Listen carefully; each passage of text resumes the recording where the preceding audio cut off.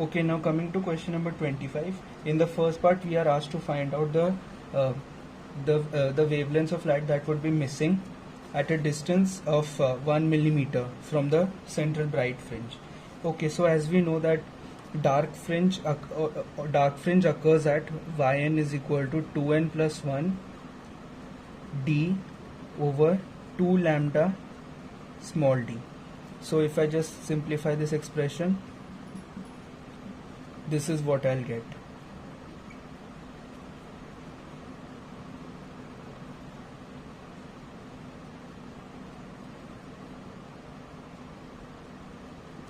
Now putting down the values from n equal to, if I put n equal to 1, then I will get the value of lambda 1 as 667 nanometer. If I put n as 2, then I will get the value of lambda 2 as 400 nanometer.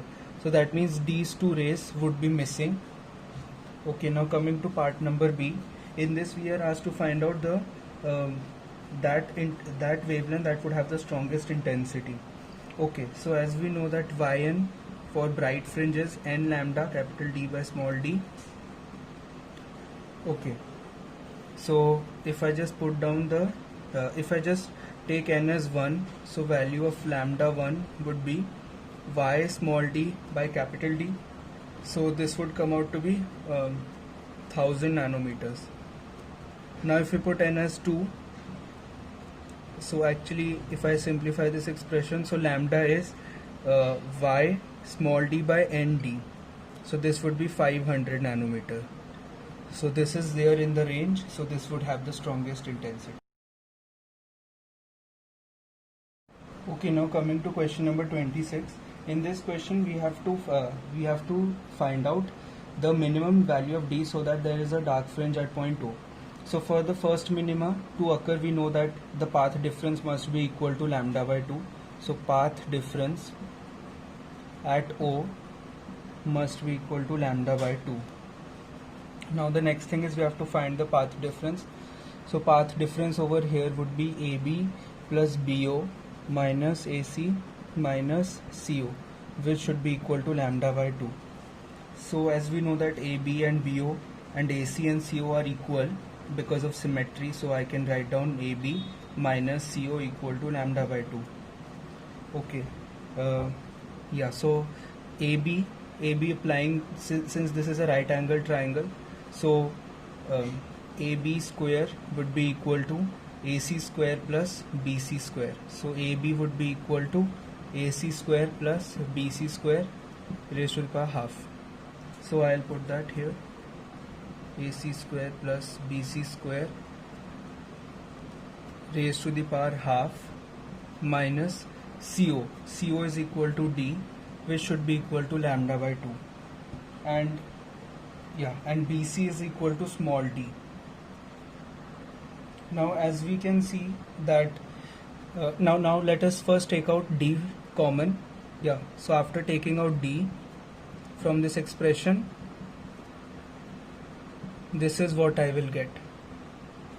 Okay, now as we know that the value of small d is very very small in comparison to capital D, so we can apply this approximation. So this would be equal to 2d square by half small d square by capital D square minus d. If I just open up the bracket, this would be d, this would be, yeah, so this and this would get cancelled, so d square comes out to be this. So d would be under root of lambda capital D by lambda capital D by 2 under root. Small change in the previous question, you just have to take n equal to 0 for the minimum value of small d, and the rest two parts are very simple. You can simply use the above given logic and you can calculate answer for both the parts. Now coming to question number 27. In this question it is very similar to the previous question, so I'll draw the diagram and I will write the equation, and then you can simplify and find the answer. So S1 is the first slit, S2 is the second slit, distance between them is 2 lambda, difference between point number P and the second slit is Z, let us say.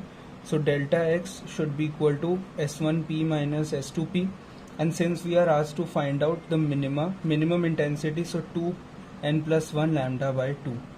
Now you can put down the values and just simplify, and you will get the final answer. You just need to take the value of you have to do a little calculation and take different values of n when you will calculate, and then you will get the value of the smallest distance of from S2 where minimum intensity will occur. Okay, so now coming to question number 29. In this question we are asked to find out the intensity at a point 0.5 centimeter away from the center. Okay, so y is equal delta x. So solution to this is all the data which is given in the question. So delta x is given we know that the formula is y small d by capital D.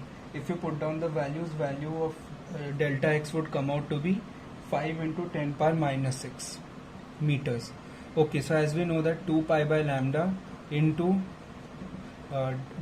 delta phi is equal to delta x.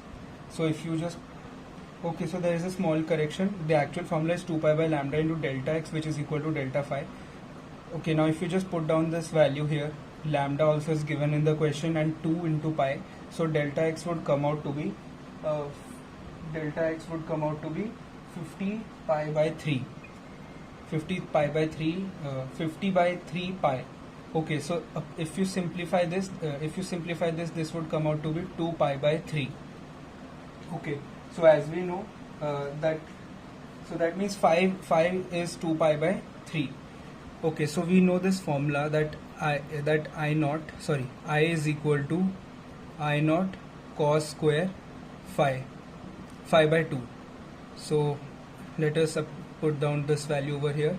So I naught cos square pi by 3, cos square pi by 3 would be 4 over here. So we know I naught, which is I maximum, that is 0.2.